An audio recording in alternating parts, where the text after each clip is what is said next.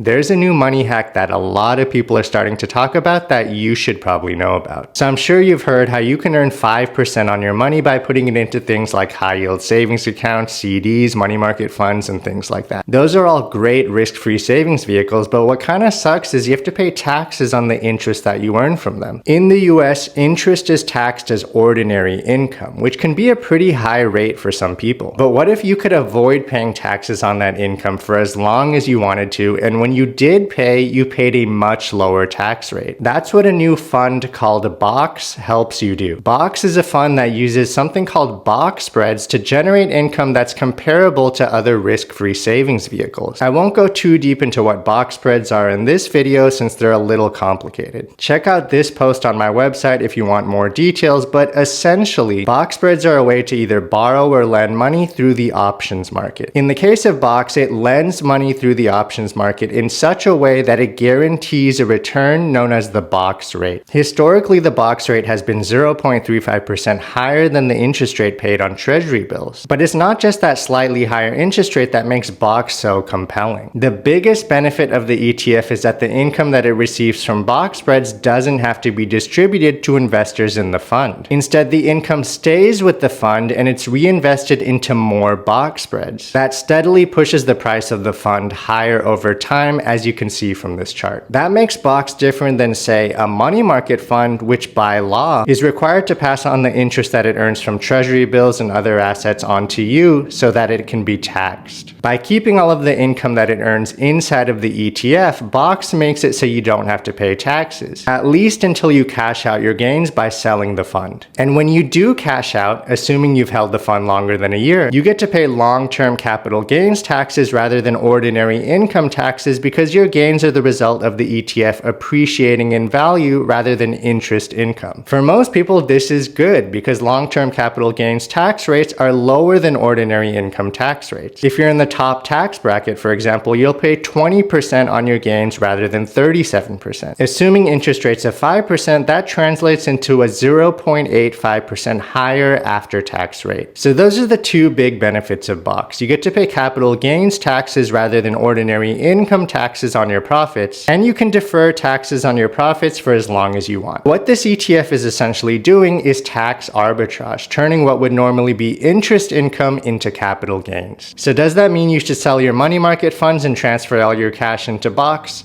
Not necessarily. There are things you need to know before you potentially buy this ETF. I made this table comparing the pros and cons of BOXX compared to other savings vehicles, but I recommend checking out the much more detailed post on my website if you find BOXX interesting and are considering investing in it. Hope that helps, and follow for more investing insights.